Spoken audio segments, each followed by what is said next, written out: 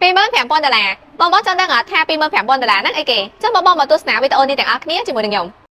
សួស្តីបងទាំងអស់គ្នាជួបនឹងខ្ញុំទៀតឯកស៊ីចឹងបងបានដឹងហើយថាឥឡូវនេះគៀកដល់រដូវកាលចូលឆ្នាំខ្មែរចឹងសម្រាប់ក្រុមហ៊ុនរបស់យើងគឺមានការផ្ដល់ជូន promotion យ៉ាងពិសេសទៅលើក្រុម model ទាំងអស់ដូចគ្នាចឹងដូច model នៅខាងក្រោយនេះខ្ញុំនេះគឺជាប្រភេទ Expander Cross ឆ្នាំ2025សម្រាប់បងណាដែលគាត់មានសមាជិកច្រើននេះអាចថាខ្ទង់6ឬក៏7នាក់ចឹងបងអាចមើលជាប្រភេទនេះបានបងអាចជិះនៅក្នុងក្រុងក៏បានឬក៏ទៅតាមខេត្តក៏បានដែរហើយតាក់ទងជាមួយនឹងតម្លៃវិញគឺខ្ទង់តែ$30,000ស្ដារងាយបងហើយបងទទួលបាននៅ promotion ជាច្រើនទៀតណាដែលមានដូចជាការថែមជូននៅទូរស័ព្ទ16 Pro 3មួយគ្រឿងជូនបងហើយមានជាស្លាកលេខខ្លីហើយនិងកម្រាលជើងដែរហើយសម្រាប់បងណាដែលគាត់មានសមាជិកខ្ទង់4ឬក៏5នាក់អាចមើលជាប្រភេទ model X-Force ឆ្នាំ2025នេះបាន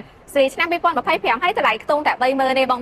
ហើយបងទទួលបាន promotion ជាច្រើនដូចគ្នាណាគឺមានការថែមជូននៅម៉ូតូស្គូប2មួយគ្រឿងជាមួយនឹងកាមេរ៉ា record ទាំងផ្នែកខាងមុខនិងផ្នែកខាងក្រោយជូនបងហើយមានជាកម្រាលជើងហើយនិងស្លាកលេខខ្លីជូនបងដែរហើយចំណែក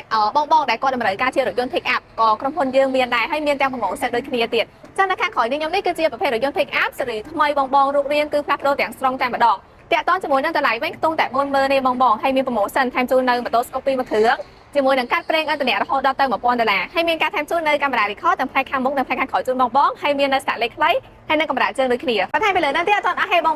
នឹងទទួលបាននៅការចែករង្វាន់ពីក្អមនំស្នាមរបស់យើងដែលនៅក្នុងនោះរួមមានដូចជាមានសិទ្ធិមួយដំឡឹងការប្រេងឥន្ធនៈ$1,000កម្រាលជើង VIP